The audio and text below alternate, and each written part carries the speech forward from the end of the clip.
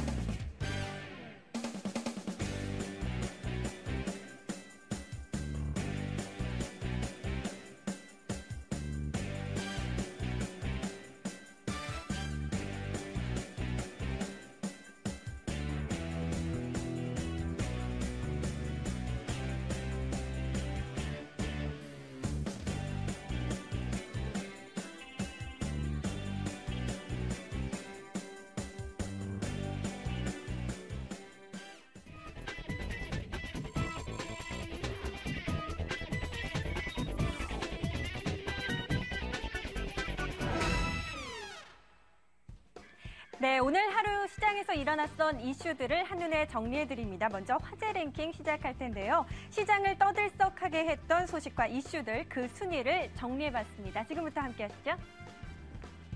자, 먼저 5위입니다. 중국의 상장 회사 가운데 60%가 지난 상반기에 실적 악화를 경험한 것으로 나타났습니다. 유럽 국채 위기에 따른 글로벌 경제 부진으로 비철금속과 통신장비 등의 실적이 악화됐고 또 실적이 좋은 업종은 바이오 제약과 음식업 등 일부 종목에 그쳤습니다.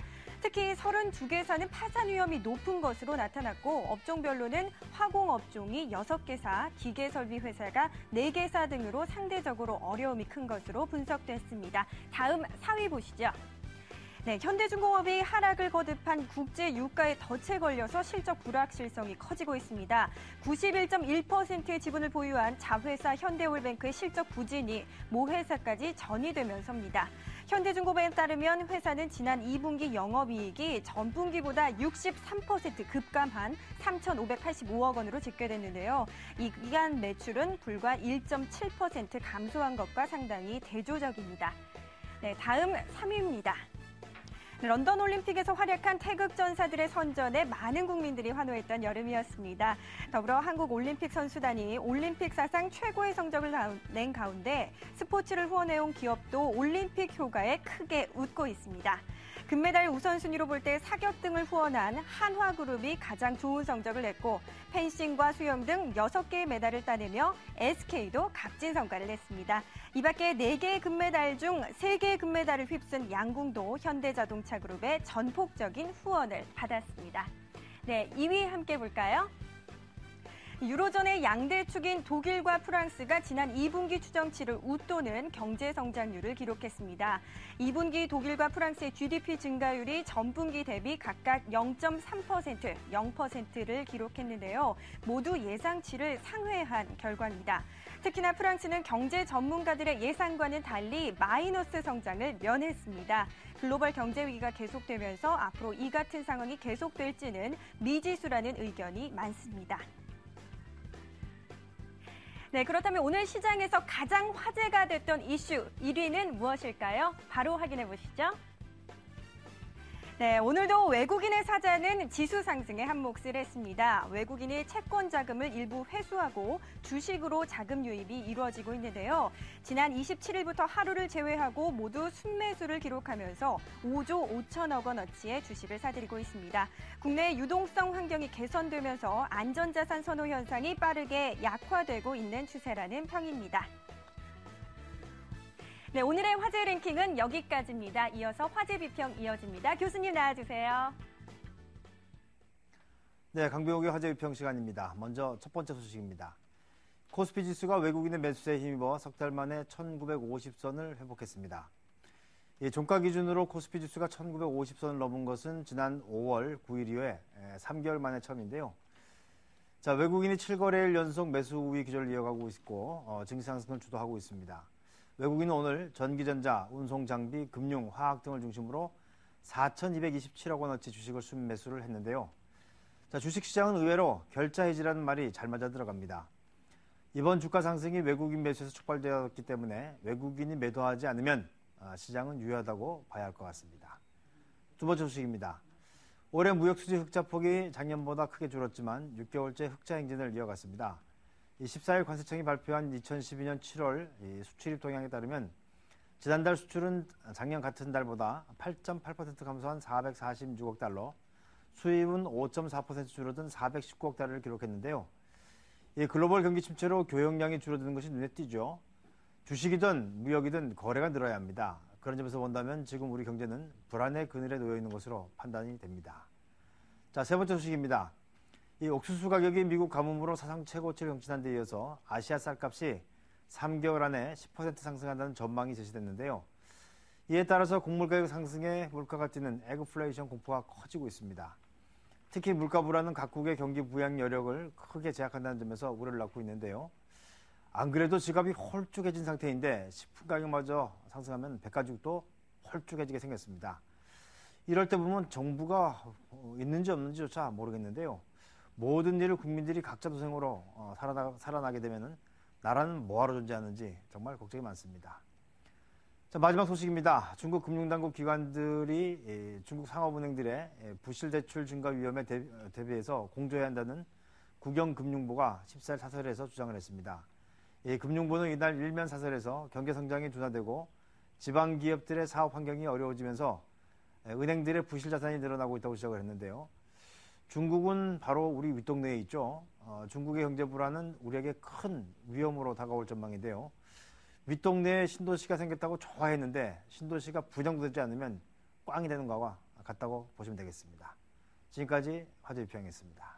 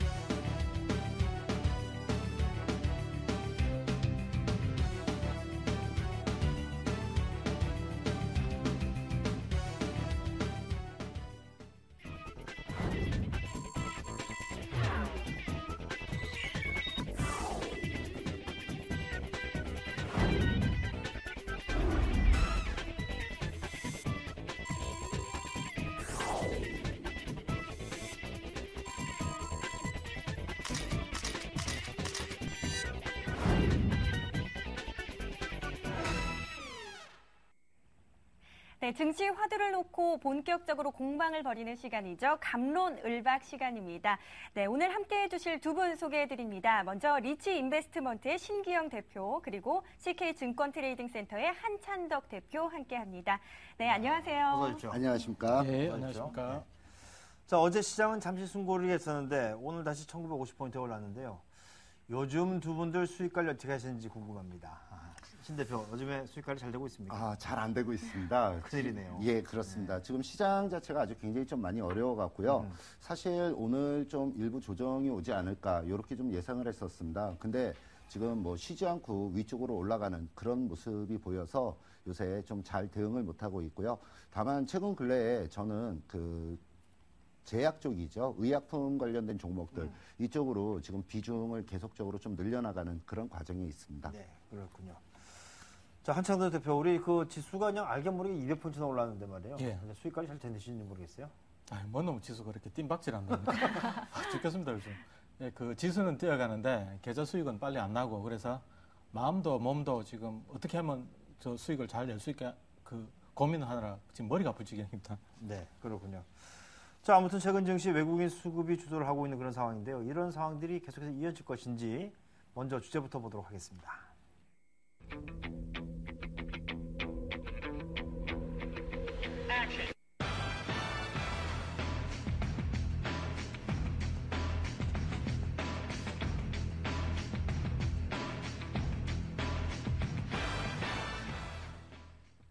네, 오늘의 갑론을박 주제는 지수 1950포인트 선, 외국인이 본격적으로 기한을 하는가라는 주제인데요. 한 대표께서는 뭐 당분간은 긍정적인 흐름이 이어질 것이다 이렇게 보시는 거죠. 그렇죠. 지수만 놓고 본다고 하면 뭐 실현하 좋거나 긍정적으로 가는 걸로 봐야 되는 흐름입니다. 지금 외국인들의 매수가 대형주 쪽으로만 연일 이어지고 있는데요. 시장이 지금 극심한 차별화가 진행이 되다 보니까 개인 투자자들 입장에서는 뭐 그들만의 리그다 뭐 이런 이야기도 하고 있고, 그리고 시장이 지금 그 우리가 이제 기대하는 건 그거 아닙니까? 대형주가 1차적으로 먼저 움직여주고 그 다음에 이제 유동성이 차츰 공급이 되면서 중소형주까지 같이 움직여주는 시장을 지금 기대를 하고 있는데, 지금 시장 움직임만 보고 있으면 외국인들이 대형주만 사고 있거든요. 그리고 대형주만 사는 데는 전체적인 그 유럽이라든가 세계 경제 흐름하고 지금 연결이 돼 있는 것 같다는 생각을 하는 게, 지금 워낙 유럽 경제가 불안하다 보니까 외국인들이 매수는 많이 하고 있는데도 불구하고 지금 뒷문을 열어놓고 도망갈 자리를 보면서 들어온다고 봐야 되거든요. 그래서 결국 유동성이 풍부한 대형주만 살 수밖에 없고, 우리가 지금 기대하고 있는 중소형주로 매개 확산, 외국인들에 의한 매개 확산은 기대하기 어렵다는 생각이 들고요. 그럼 개인들은 또 개인들 나름대로 그 외국인들이 사고 있는 대형주들은 지금 손이 또 잘 안 가니까 뭐 동전주라든가 테마주에 지금 몰두를 하다 보니까 지금 뭐 리그로 보면 메이저리그하고 마이너리그 같이 가는 게 아니고 메이저리그하고 동네 야구 뭐 이런 쪽만 움직이는 식으로 시장이 굉장히 좀 고약하게 흘러가고 있다고 보고 있습니다, 지금. 네. 메이저리그와 뭐 마이너리그 이렇게 비교를 해주셨는데요. 신기영 대표님, 외국인 매수세가 단발적으로 그칠 것이다라는 의견을 주셨어요. 어떤 이유에서죠? 지금 외국인들의 매수가 아주 굉장히 좀 공격적으로 유입되는 그런 모습이 보여지고는 있습니다. 다만 최근 근래에 외국인들은 프로그램 매수에 의해서 매수를 유입시켜 나가는 그런 모습이 보여지고 있기 때문에 이 부분은 좀 단기성의 어떤 자금이 아닐까 이렇게 좀 추정을 해보고 있습니다. 프로그램 쪽을 보면 프로그램 차익과 프로그램 비차익이 있는데요. 프로그램 차익 쪽에 해당하는 부분은 실질적으로 베이시스의 차이에 의해서 수익을 발생을 시켜나가는 그런 부분이기 때문에 언제든지 베이시스가 안 좋게 움직여 나가면 바로 매도성 물량으로 전환될 수 있는 물량이다. 이렇게 좀 말씀을 드릴 수 있겠고요. 그 부분을 구체적으로 8월 1일부터 집계치를 한번 살펴보시면 좀 좋을 것 같은데요. 최근 근래에 8월 1일부터 외국인들이 뭐 거래일수 한 10거래일 정도 수준에 한 5조 원 정도 매수가 유입이 됐습니다. 근데 누적적인 흐름을 보면 지금 8월 1일부터 지금 프로그램 차익에서는 약 한 2조 9천억 원인데 거의 한 3조 원 매수가 유입되는 그런 모습이고요. 비차익 쪽에서 매수가 유입되는 부분은 약 한 2조 원. 그래서 프로그램 쪽에서 도합 합쳐서 5조 원의 물량이 유입되는 그런 모습이 보여졌습니다. 그래서 이 부분을 보면 비차익 쪽은 아무래도 포지션을 일정 부분 잡고 들어오는 물량이다. 이렇게 파악을 해볼 수 있겠지만 차익 쪽에서 매수가 유입되는 3조 원에 해당하는 그 물량은 언제든지 베이시스가 안 좋게 움직여 나가면 매도성 물량으로 바뀌는 그런 물량이 될 수 있다. 이런 측면에서 지금 외국인들은 단기성 자금으로 일단 추정을 해볼 수 있겠고요. 그렇다 그러면 베이시스의 흐름이 최근 근래에 매수가 들어왔던 부분을 기준으로 따지면 한 1.5 정도 수준 이상에서 프로그램 매수가 유입되는 그런 모습이었습니다. 통상적으로 베이시스 차익을 한 0.3에서 0.4 정도 그 베이시스 차익을 노리는 그런 경향들이 있기 때문에 앞으로 추후에 시장 베이시스가 한 1.2 이하로 움직여 나가게 되면 프로그램 차익 쪽에서 매도성 물량이 나올 수 있다. 이렇게 보시면 좀 좋을 것 같습니다. 네, 그렇군요. 일단은 뭐 좀 단기적인 그런 매매가 되지 않겠는가 이렇게 판단하고 계시고요. 자, 본격적으로 쟁점으로 좀 들어가 보도록 하겠습니다. 먼저 오늘 첫 번째 쟁점인데요. 자, 자, 최근 시장은 외국인은 사고 기관은 팔고 있습니다. 네. 개인 투자자들은 두 수급주 중에서 어느 부분에 주목을 해야 될지 궁금한데요. 자, 외국인 매수에 주목을 해야 되느냐, 기관 매도에 주목을 해야 되느냐, 두 분 어떻습니까? 기관 매도에 주목해야 된다. 그렇게 말씀을 드리겠습니다. 한 대표께서는요? 외국인 매수가 그 지금 시장 상승을 촉박을 했기 때문에 아무래도 그쪽을 볼 수밖에 없죠. 가장 네. 적극적인 움직임이 거기서 나오고 있으니까 그렇습니다. 알겠습니다. 네. 일단 한찬덕 대표 일단은 외국인 매수에 주목하자고 말씀을 하셨는데요. 요즘 왜 이렇게 외국인들이 사들이고 있는지 궁금하기도 합니다. 최근 외국인 자금의 성격이 글로벌 부양 정책에 기대하는 이 단기 자금이라는 의견이 많거든요. 추세 전환으로 보기에는 아직 시기상조인 것 같나요? 구체적인 의견 말씀해 주시죠. 그 외국인들이 그 우리 시장을 사기 시작할 때는 우리 시장의 추세를 상승으로 돌려놓기 위해서 들어온 건 아니거든요. 네. 그쪽에서도 이제 나름대로 이익을 보고 들어왔는데 첫째로는 이제 환율 정도가 지금 눈에 보이거든요. 환율은 왜 보이냐면 그 마리오 드라기 총재가 나를 믿으라 하는 시점하고 지금 외국인 매수가 들어온 시점이 거의 좀 일치를 하는데 일치한 이유는 그렇습니다. 유럽 쪽에서 부양책을 내놓더라도 경기가 살아날지 안 살아날지는 사실은 좀 불투명한 과정이거든요. 네. 지금 뭐 길고 고통스러운 과정이 될 거라는 이야기들도 있고 3년 이야기하시는 분도 있고 5년 뭐 7년도 간다는 이야기 하시는 분도 있고 유럽의 경기 회복은 아직 좀 요원해 보이는데 한 가지 확실한 거는 일단 유로화 쪽에서 움직임이 나올 거라는 이야기죠. 일단 양적 완화가 진행이 되고 나면 그러면 원화 강세 정도를 예상하라고 들어온다고 하면 지금 환율대가 1129원인데 환율 차트 잠깐 보시면서 제가 설명을 드리겠습니다. 네. 지금 차트가 박스권의 그 하단 부분에 와 있는데 연말 환율을 1,050원까지 보시는 분이 있거든요. 만약에 이제 그런 식의 예상을 하고 들어왔다고 하면 환차익 쪽에서도 이야기가 되거든요. 그리고 지금 매수세의 대부분들이 이제 프로그램으로 들어오고 있다는 것, 그리고 시총상위 대형주들, 유동성이 풍부한 것들, 이쪽으로만 들어오고 있다는 것도 사실은 도망갈 자리를 보고 지금 들어오고 있는 상태니까 환율 쪽에서 이제 움직임이 만약에 나와준다고 하면 외국인 입장에서는 유로와 약세하고 원화 강세를 같이 놓고 환차익을 보고 그 다음에 뭐 다행히 유럽 쪽이 안정이 돼갖고 좀 세계 경제가 모멘텀을 좀 받는다고 하면 주가 차익도 볼 수 있으니까 그렇게 뭐 무리한 배팅은 아니었다고 생각을 하는 거거든요. 그래서 이런 배팅이 이제 지금 들어와 있는 데서 제가 아까도 말씀드렸다시피 이제 트리클 다운 효과가 나왔고 시장이 중소형제로 쭉 흘러가는 흐름은 외국인들은 안 만들어줄 거라고 보는 거고 외국인 매수의 이유가 전체적으로 글로벌 그 자산 흐름이 안전자산 선호 현상이 너무 심해져가지고 그 독일, 프랑스 같은 경우에는 뭐 마이너스 쿠폰까지 뭐 나왔잖아요. 채권 이자가 뭐 마이너스까지 나오는 정도였으니까 좀 한쪽으로 너무 과하게 쏠렸던 부분들이 정상화되는 흐름 속에서 우리 주가의 흐름이 같이 이제 엮여 들어갔다고 보면 되는 것 같습니다. 그래서 그러면 지금 이제 유로 캐리가 있었다 이렇게 봐도 되는 건가요? 일단은 그렇습니다. 저 완화 정책이 나왔을 때 확실한 부분은 환율의 움직임이고 그다음에 불확실한 부분은 경기가 살아나는 자인데 그 뒤쪽을 빼고 환율만 본다고 하면 지금 매수세가 설명이 되거든요. 그렇게 보는 게 맞다는 생각입니다. 알겠습니다. 자, 신 네. 대표께서는 그 기관 매도에 주목하자는 의견이신데요. 예. 그러면 지금 올라가는 것을 차익 실현 기회로 봐야 되는 겁니까? 지금 일단은 위쪽으로 올라가게 되면 점진적으로 좀 단기적으로 많이 올라오는 시가총액 상위 종목들은 일부 좀 차익 실현의 기회로 삼는 것이 좀 유리하지 않을까 이렇게 좀 생각을 하고 있습니다. 그 부분은 제가 종합주가지수의 어떤 흐름을 가지고 일단 조금 설명을 좀 드리고 싶은데요. 지금 뭐 월봉 차트로 보나 아니면 일봉 차트를 조금 길게 놓고 보나 지난 고점 있는 자리에서부터 아래쪽으로 내려오는 이 부분에 박스 추세의 상단이 종합주가지수 1970포인트에 위치해 있는 그 부분입니다.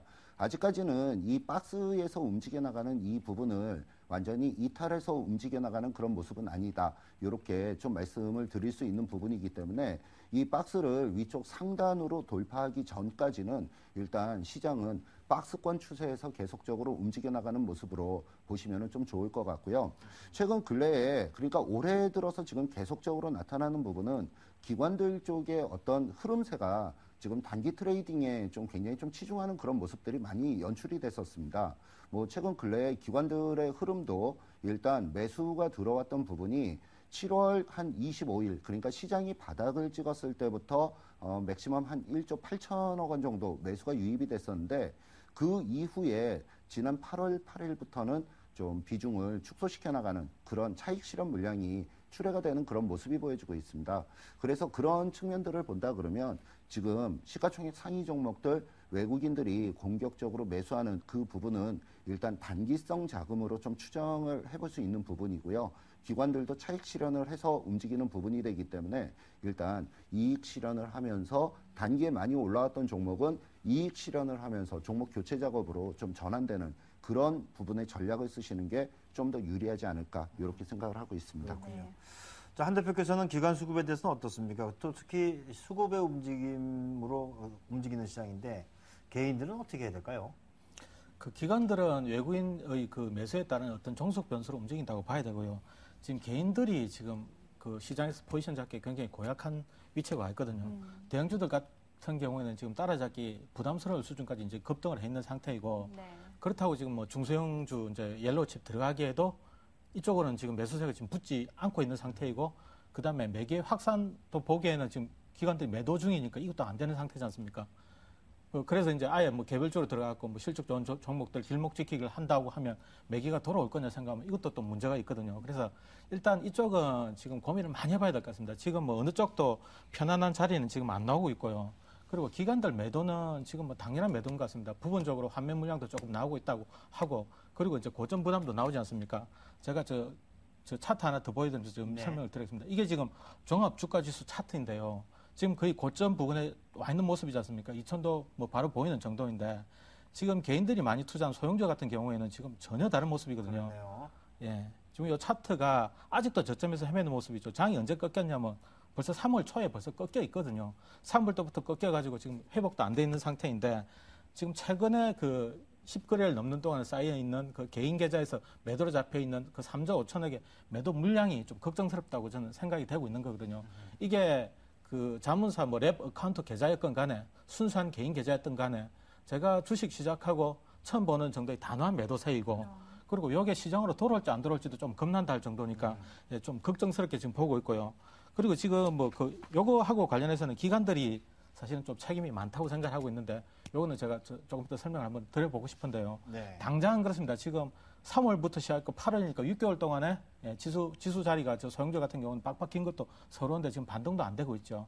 그리고 대형주들만의 리그가 진행이 되고 있죠. 그러다 보니까 지금 아마 조금 있으면 뭐 테마주라든가 동전주들이 좀 기승을 부릴 거라는 생각 하고 있고요. 그러니까 빨리 이거 메이저리그 잘 되면 그다음 마이너리그 되고 하듯이 쭉 그 낙수 효과가 나와줘야 되는데 지금은 메이저리그하고 동네 야구만 잘 되는 시기니까 시장이 좀 균형을 잡아가야 되는데 이렇게 만든 데는 사실 기관들의 역할도 좀 책임도 크다고 보는 거죠. 지금 상반기에만 ELS를 27조 원 정도를 팔았다고 하는데 이게 지금 현물 시장하고는 별 상관이 없지 않습니까? ELS 27조를 팔면 뭐 자본시장이 뭐 육성이 잘 된답니까? 그런 것도 있죠. 그리고 우리나라 시장 그 주식회사 기업들 그 운영하시는 분들도 뭐 경영 투명성 같은 것도 제고하고 배당도 제때 좀 많이 주고 하면 지금의 어떤 이런 모습은 안 나오고 있는데 기관들도 그렇고 기업들도 그렇고 시장을 많이 왜곡을 시킨 상태에서 지금 개인들은 개인들대로 소외되고 하니까 지금 최근에 그 3조 5천억 매도하고 단한 그 매도세가 시장으로 돌아와야만 진정한 랠리가 이제 진행이 될 거라고 보고 있고 개인들의 포지션은 그렇습니다. 일단 대형주들 저점 매수해가지고 지금이라도 좀 따라 붙든가 뭐 둘 중에 하나를 선택을 해야 되겠죠. 아니면 길목 지키기 해가지고 기다려야 되는데 둘 다 인내심이 지금 많이 필요한 영역이고 기술도 좀 필요한 상태라서 뭐 어느 쪽이건 쉬워 보이지는 않습니다. 네. 네. 한차타욱 대표님, 이어서 코스닥 시장도 한번 살펴보겠습니다. 앞서도 중소형주 압축 전략을 말씀해 주셨는데요. 코스닥 시장 종목들에 대한 대응 역시 마찬가지로 보시는 건가요? 코스닥 시장 투자 의견 어떻습니까? 코스닥 시장도 지금 많이 주고 있는 상태이죠. 네. 그래서 코스닥 시장도 좀 어렵게 보는 거죠. 코스닥 대형주나 지금 그 거래소의 중소형주나 지금 같은 흐름이거든요. 시장에서 소외된 건 마찬가지이고 코스닥 쪽에서도 뭐 테마주 정도만 지금 움직이는 상태이고 그래서 요 시장 흐름은 일단 신 대표님은 뭐 단기로 보신다고 했는데 제가 앞서 설린 대로 환율 쪽을 보고 있기 때문에 뭐 연말 환율 아니면 지금 유럽권에서 그 부양책이 나오면서 유로화가 움직이기 전까지는 외국인들의 매도 흐름이 좀 안 나온다고 보니까 중기적으로는 조금 긍정적인 움직임이 나올 수 있다고 보니 지수 자체는 그러니까 시간을 조금 벌어놓은 상태에서 지금 문제는 이제 개인들이 투자 심리를 얼마 정도까지나 회복해 주느냐 뭐 요게 관건이 아닌가. 그래서 저는 그 기관들의 매도도 중요하지만 개인들의 매매 패턴이나 움직임들도 지금 주의 깊게 봐야 된다고 생각하고 있습니다. 네, 그렇군요. 자, 신경 대표께서는 코스닥 쪽 예. 어떻게 판단하고 계십니까? 코스닥에 대해서는 점진적으로 우상향으로 움직여 나갈 가능성이 높다. 이렇게 좀 보고 있습니다. 뭐 최근 근래 거래소에 비해서는 상대적으로 많이 뒤처지는 그런 모습이 좀 보여지고는 있지만 기술적인 흐름이 지금 아직 그렇게 많이 나쁜 부분은 아닙니다. 일단 차트를 가지고 좀 보시겠는데요. 네. 차트 월봉 차트를 좀 보여드리도록 하겠습니다. 월봉 차트의 흐름을 보면은 지금 코스닥이 위쪽으로는 550 있는 자리를 중심으로 해서 지금 뭐 흔히 얘기하는 깃발형 그런 모습의 움직임이 좀 보여지고 이게 있죠. 지금 월봉이죠? 예, 월봉 몇 차트입니다. 년을 긴 겁니까? 지금 이게 예, 한 그렇습니다. 5년 됐네요. 2008년도부터 뭐 계속적으로 2009년도를 중심으로 계속 옆으로 횡보하는 그런 모습이었죠. 그래서 지금 있는 부분은 박스권의 어떤 하단 부위 이렇게 좀 보시면은 좀 좋을 것 같고요. 일단 단기적인 측면에서 500포인트 있는 자리까지는 뭐 특별히 좀 무리 없이 우상향으로 움직여 나갈 가능성이 있겠다. 이렇게 좀 말씀을 드리겠습니다. 다만 지금 중요한 부분은 어떤 부분이냐면 거래소의 시가총액 상위 종목들이 움직임이 아주 너무 강하게 움직이면 코스닥이나 아니면 중소형 개별주는 상승 탄력이 굉장히 약화되는 그런 경향들이 강합니다. 그래서 거래소의 시가총액 상위 종목들이 옆으로 좀 횡보할 때 그때 코스닥은 움직이는 경향들이 강하다는 점 좀 말씀을 드리고요. 그다음에 최근 근래의 종목들을 보면 테마가 지금 빠르게 순환이 좀 돌아다니고 있어요. 네.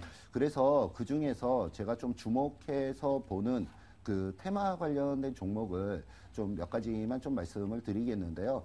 일단 최근 근래에 움직이는 모습이 좀 제일 좋았던 종목이 RNL 바이오 움직임이 아주 굉장히 좀 네. 좋았던 그런 흐름입니다. 바닥권에서 거래량이 아주 대량의 거래량을 발생을 시키면서 움직여 나가는 그런 모습이 좀 보여지고 있고요. 그래서 이 줄기세포와 관련돼 있어서는 RNL 바이오와 그다음에 메디포스트 요 종목에 대해서 좀 관심 있게 보시면 좀 좋겠는데 RNL 바이오는 너무 좀 저가 종목이고 회사 내용도 아주 그렇게 썩 훌륭하지는 않습니다.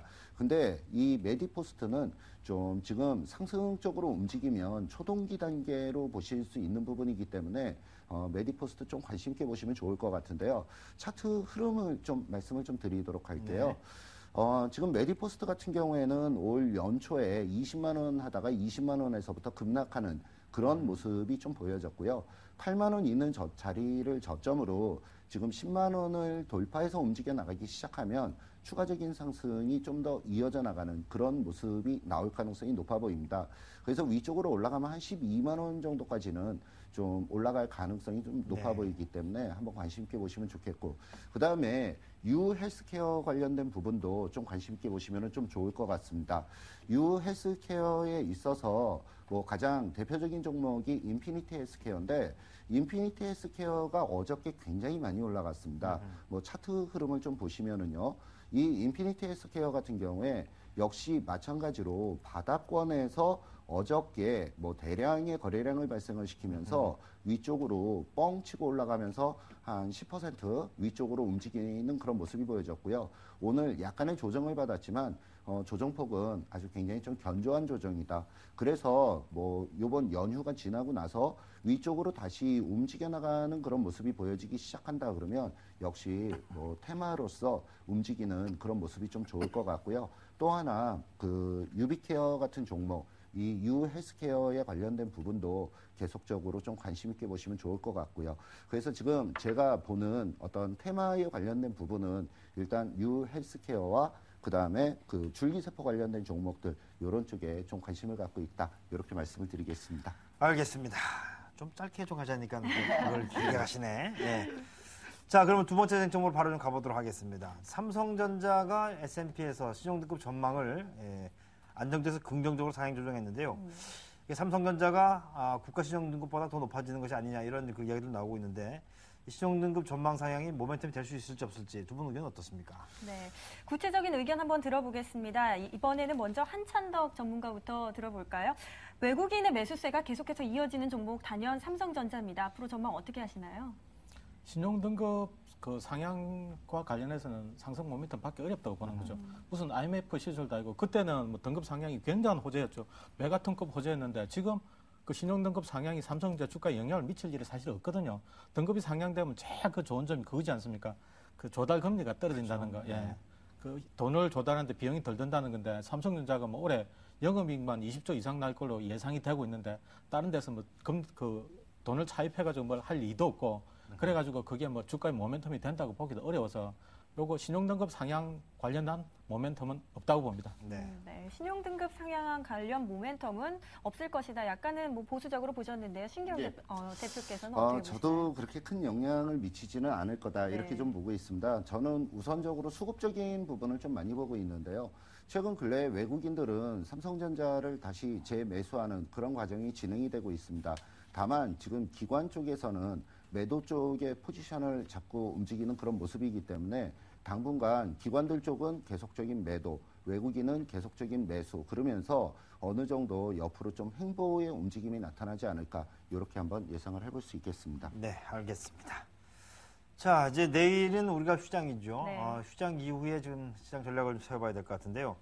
오늘 유럽에서는 독일과 프랑스의 2분기 GDP가 발표가 됐는데 예상치에는 부합을 하는 그런 모습이에요. 그래서 유럽 시장이 상승을 하고 있는데 연휴 사이에, 연휴는 아니죠. 휴일 사이에 우리가 좀 봐야 되는 변수들 없는지 또 개인들의 매 포지션은 어떻게 잡아가야 될 것인지 두 분 어떤지 모르겠습니다. 자, 신 대표께서는 예. 휴일 이후에 예. 전략, 그런 관심 종목 어떤 것이 있을까요? 그러니까 저는 일단 그 부분을 먼저 말씀을 드리겠습니다. 종합주가지수 기준으로 1900에서 1970포인트의 밴드 구간. 그래서 1970포인트 위쪽으로 돌파하기 전까지는 일단 시장에 대해서는 뭐 시가 단기적으로 많이 올라온 종목은 일부 현금화를 좀 하면서 안 올라온 종목 쪽으로 좀 교체 매매를 하는 단기 트레이딩 전략으로 거래를 하셨으면 좀 좋을 것 같고요. 앞으로 향후에 베이시스는 베이시스 1.2 이하로 움직이게 되면 대량의 프로그램 매물이 나올 수가 있다. 이렇게 좀 보시면서 베이시스도 계속적으로 좀 주목해 보시면 좀 좋을 것 같고요. 그다음에 제가 단기적으로 지금 관심 있게 보는 종목은 한 3개 정도 말씀을 좀 드리면은요. 네. 거래소 종목 위주로 코스닥은 아까 말씀드린 네. 종목이 좀 관심 있게 보는 종목이고요. 거래소 쪽은 삼성테크인 뭐 기술적인 흐름이 아주 굉장히 좀 좋아 보이고요. 그다음에 대우 인터내셔널도 흐름의 움직임이 아주 굉장히 좋아 보입니다. 그다음에 한 가지 더 제약 관련된 종목 중에 종근당 요 부분도 좋아 보이니까 계속적으로 좀 관심 있게 보시면 좋을 것 같습니다. 네. 한찬덕 대표는 이제 광복절 이후에 시장 대응 어떻게 하면 좋을 것 같은가요? 네. 일단 그 대형주 쪽은 그 눌림목을 찾아서 이제 매매를 할 수밖에 없거든요. 지금 고점 그 찍으면서 계속 가고 있는 놈을 지금 추격 매수하기는 부담스러우니까 그래서 대형주 쪽에서 이제 섹터를 좀 고른다면 그렇습니다. 지금 여름이 다 끝나가고 있지 않습니까? 그래서 아무래도 겨울 오게 되면 뭐 난방 수요도 있고 뭐 여러 가지 계절적인 이유로 그 고유가 뭐 관련한 수혜주들이 조명을 받을 가능성이 많아서 일단 뭐 정유 관련된 뭐 SK 이노베이션 같은 주식도 지금 좋아 보이고요. 그리고 그 유가가 움직이게 되면 삼성중공업도 좀 좋지요. 예, 뭐 여러 가지도 좀 좋아 보이고 그다음 대형 건설주들도 움직임 좀 나올 것 같고요. 그리고 지금 최근에 뭐 밀이나 옥수수나 뭐 이쪽으로 이제 가격이 지금 계속 그 오르고 있는데 요가 관련해 가지고 CJ제일제당이랑 대상 같은 음식료 관련주들도 주목을 한번 받을 것 같습니다. 뭐 어떤 형태로든 그 원가 상승분을 가격 인상으로 전가를 하려고 들기 때문에 이게 주가에 좀 모멘텀으로 작용해 줄 것 같고요. 그 다음에 지금 하반기에 이제 원화 강세 정도를 예상을 한다고 하면 지금 철강주들이 좀 움직임이 좋거든요. 요쪽 그 눌림목 보시는 것도 좋을 것 같고요. 그리고 중소형주들 이제 본다고 하면 요것도 뭐 리스크가 없는 건 아닙니다. 언제 매기가 들어올지 모르니까. 그래서 종목을 조금 압축을 해야 되는데 3가지 정도를 고려하시면 될 것 같거든요. 실적, 배당, 그 다음에 수급, 요 3개를 이제 잘 보시고 종목을 좀 압축을 하셔서 대응을 하시는 게 좋아 보입니다. 네. 자, 이렇게 해서 이 휴일 이후에 두 분의 관심 종목까지 살펴봤고요. 자, 오늘도 치열하게 공방을 펼쳐봤는데요. 잠시 좀 쉬었다 가야 되겠죠? 네, 잠시 쉬어가는 시간 마련했습니다. 휴식과 함께하는 시장 이야기, 야간 산책 이어집니다.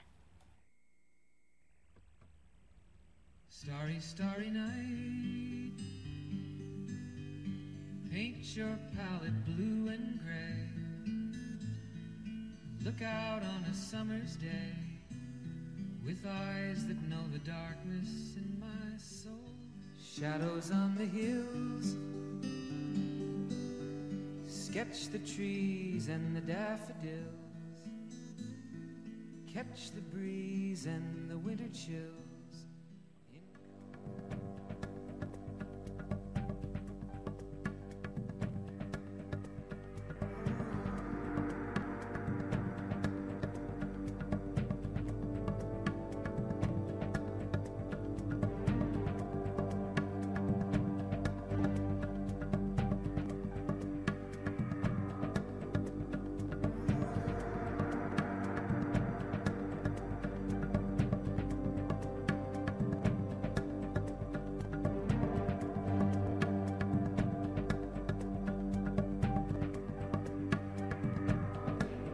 주식 투자 속 희노애락을 함께 느꼈던 작품을 소개하는 시간이죠. 네, 오늘은 신기영 대표의 플레이리스트 배트맨 비긴즈 보고 왔는데요.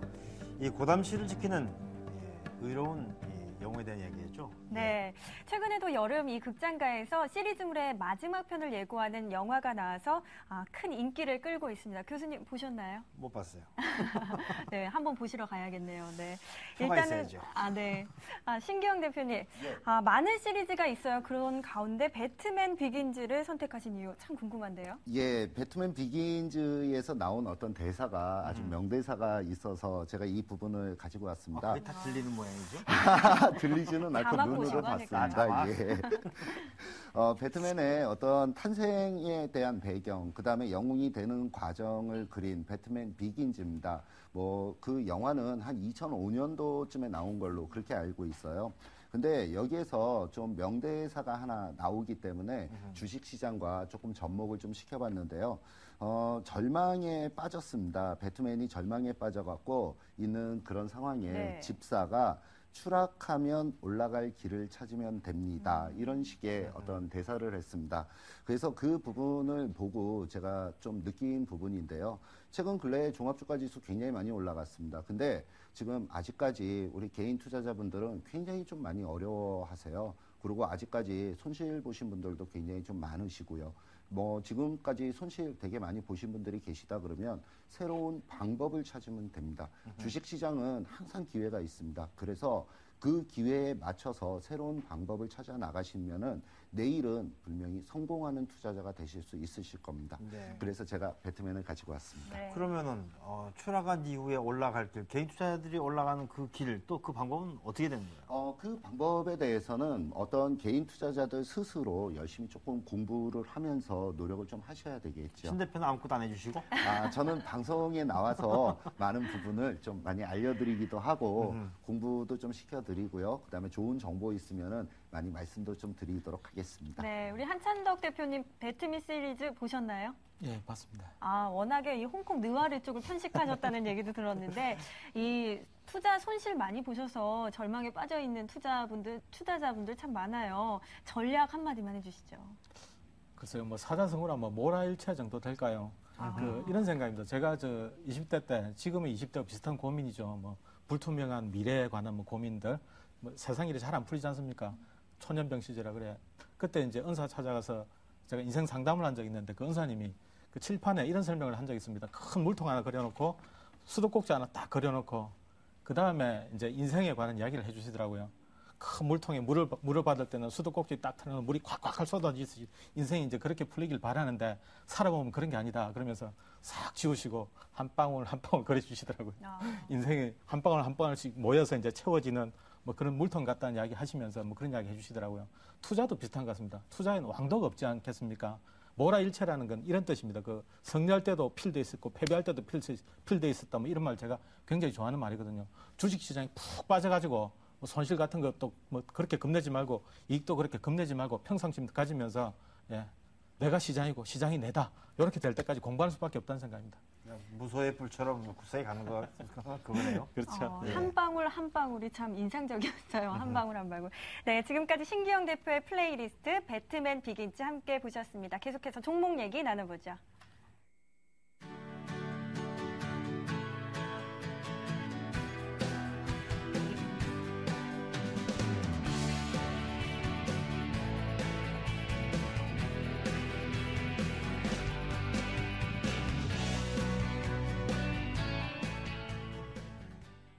네, 종목에 대한 궁금증을 해결해 드립니다. 결정적 한방. 네, 먼저 첫 번째 종목인데요. 조선주, 유럽위기에 직격탄을 맞았던 그런 그 종목들이죠. 관련 기업들이 어닝 쇼크 때문에 뭐 힘들어했는데요. 오늘 상승장에서 소외가 됐습니다. 자, 오늘 현대중공업 한번 골라봤는데요. 세렌바이 전략 어떻습니까? 셀입니다. 바입니다. 자, 현대중공업 한찬덕 대표께서는 바이 의견 주셨는데요. 전략을 좀 세워주시죠. 일단 제가 매수 의견 낸 이유는 그렇습니다. 지금 조선 업황 자체로도 2분기가 바닥일 가능성이 있고 그리고 이번 2분기 실적이 나빴던 결정적인 이유 중에 하나가 현대오일뱅크 실적이 나빠져갖고 적자 나는 부분에 이제 실적을 많이 까먹었는데요. 지금 정유주가 2분기 바닥 이라고 보고 시장에서 지금 반등하는 흐름이지 않습니까? 근데 현대오일뱅크가 3분기에 평가를 못 받을 이유가 없다고 보는 거고, 그리고 지금 당장은 그렇습니다. 조선 쪽은 업황이 여전히 어두운데 해양 플랜트 쪽은 앞으로도 이제 발전 가능성이 많이 있어서 지금 당장은 조금 힘들 수도 있겠지만은 들고 가는 게 맞다는 생각에서 매수 의견 냈고요.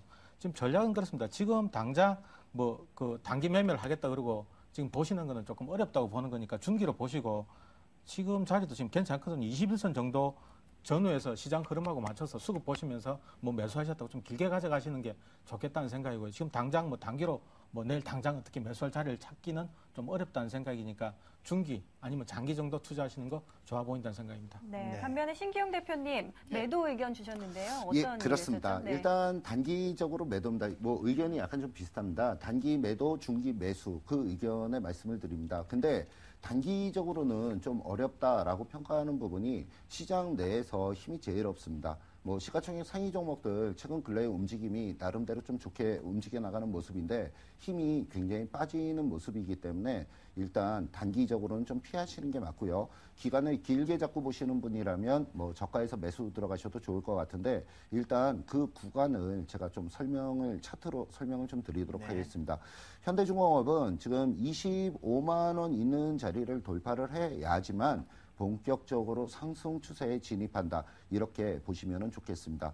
그래서 25만 원 있는 자리 돌파하기 전까지는 좀 종목에 대해서 좀 짧게 보시는 분들은 뭐 매수는 안 하셨으면 좋겠다. 이렇게 좀 말씀을 드리고요. 좀 길게 보시는 분은 아래쪽에 23만 5천 원 있는 자리, 그 자리를 저점 구간으로 23만 5천 원 있는 근처에서는 중기적으로 매수 들어가셔도 좋겠다. 이렇게 말씀을 드리겠습니다. 네. 네. 이 싸이의 강남 스타일이 하반기 이 종목 실적에 좀 힘을 실어줄까요?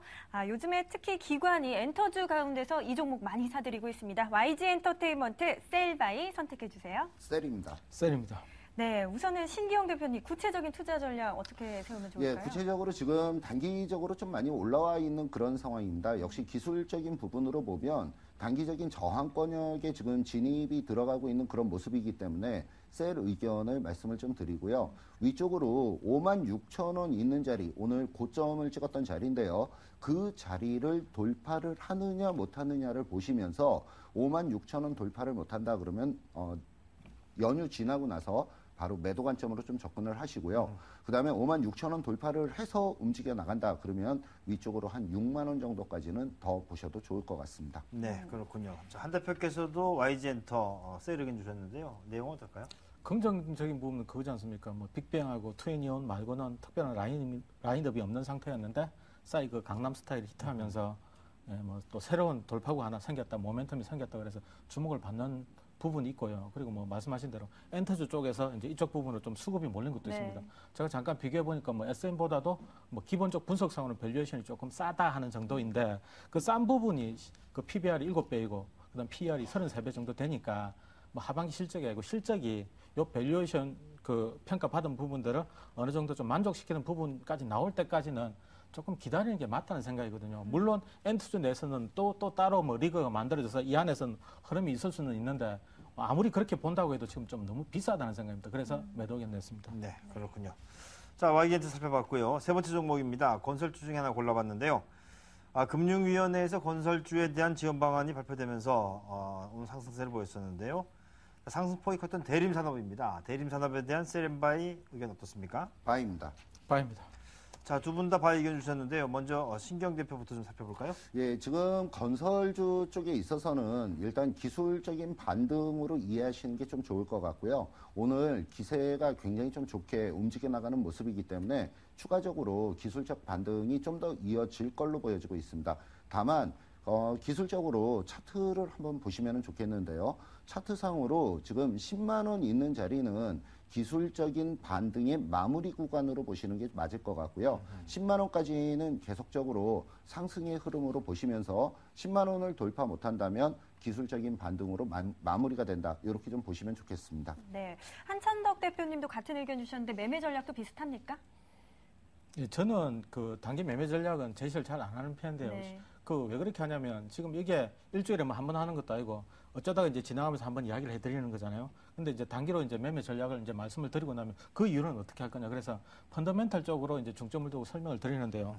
지금 그 대림산업 주가 위치가 전체적으로 이제 한 2년 정도 주가를 놓고 봤을 때 저점 부근이고, 그리고 뭐 PBR이든 PR 놓고 봤을 때도 크게 지금 무리가 없는 자리이고요. 그리고 지금 정부에서 정책적으로 지원한다는 부분도 수혜를 좀 받을 것 같고, 그리고 만약에 하반기에 유가가 움직이면 그쪽 관련해서도 또 모멘텀을 또 받을 뭐 여러 가지 재료들이 있어서 지금 자리에서 매도하는 건 좀 아깝다는 생각을 했기 때문에 그냥 매수 의견을 냈습니다. 네. 그렇군요. 자, 이제 마지막 종목입니다. 한국가스공사. 대규모 가스전이 잇따라 발견되면서 요즘에 회사 가치에 대한 기대감이 높아졌습니다. 외국인 러브콜도 이어지고 있고요. 오늘 장중 52주 신고가를 경신했습니다. 한국가스공사 셀바이 선택은요? 셀입니다. 바입니다. 네. 일단은 신기영 대표 어떻게 예. 셀 투자 전략 갖고 가면 될까요? 한국가스공사 같은 경우에는 물론 미래에 대한 어떤 뭐 성장성이나 아니면은 어떤 기업의 가치가 증가하는 그런 모습들 많이 나올 수 있을 걸로 보여집니다. 다만 단기적으로 너무 급등으로 움직여 나가는 그런 모습이 보여졌기 때문에 이 부분은 일단 한번 눌림 조정이 진행이 되면서 움직여 나가는 게 맞다라고 보고 있습니다. 그래서 그 부분을 구체적으로 차트를 가지고 좀 보시면은요. 지금 오늘 위쪽으로 신고가를 내면서 위로 움직여 나가다가 제대로 완전히 종가상으로는 완전히 뚫어놓지는 못하는 그런 모습입니다. 그래서 52,000원의 돌파 여부를 좀 보시면서 나중에 추후에 20일 이동평균선이 위치해 있는 47,000원 있는 자리, 그 자리에서는 다시 재차 매수 관점으로 그래서 일단은 매도 의견을 말씀을 드리도록 하겠습니다. 그렇군요. 자, 한국가스공사 한 대표께서는 바이 의견 주셨는데요. 전략 한번 세워주시죠. 이 PBR 기준으로는 지금 0.5 정도밖에 안 되거든요. 그 일단 월봉 한번 보시겠습니까? 월봉 보시면 지금 장기적으로 볼 때 이게 지금 고점이라고 보기에는 또 어려운 위치이고요. 그리고 이제 두 가지 정도의 모멘텀이 있는데 일단 모잠비크 가스전 요 부분 이제 여기서 이제 가스가 이제 나오기 시작했다고 장기 성장 동력으로 작용할 거라는 모멘텀이 하나 있고요. 그리고 셰일가스 관련해갖고 또 미국과 장기 공급 계약을 또 맺어놓은 상태이거든요. 그러니까 값싼 셰일가스 같은 걸 들여와가지고 우리나라가 됐든 아니면 일본이 됐든 뭐 주변국이 됐든지 간에 뭐 판매처만 확보가 된다면 일정 부분의 이윤 확보는 뭐 누워서 떡 먹기 같다는 생각을 하고 있으니까 장기적으로 나쁘게 볼 이유가 없다. 그래서 매수 의견 냈습니다. 네. 네, 지금까지 CK증권 트레이딩 센터의 한찬덕 대표 그리고 리치 인베스트먼트 신기영 대표와 함께했습니다. 두 분 오늘 말씀 고맙습니다. 자, 네, 고맙습니다. 감사합니다. 예. 고맙습니다.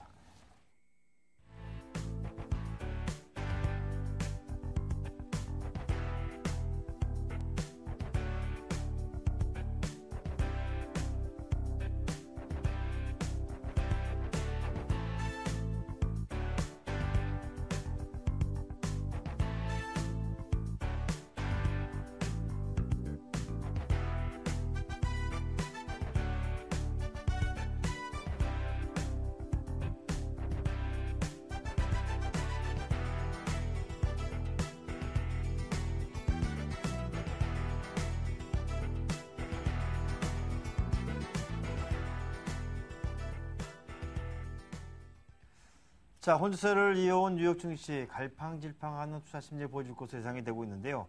자, 유로존의 2분기 GDP 발표가 있었죠. 예상은 부합했지만 두 분기 만에 다시 마이너스 성장세로 돌아섰습니다.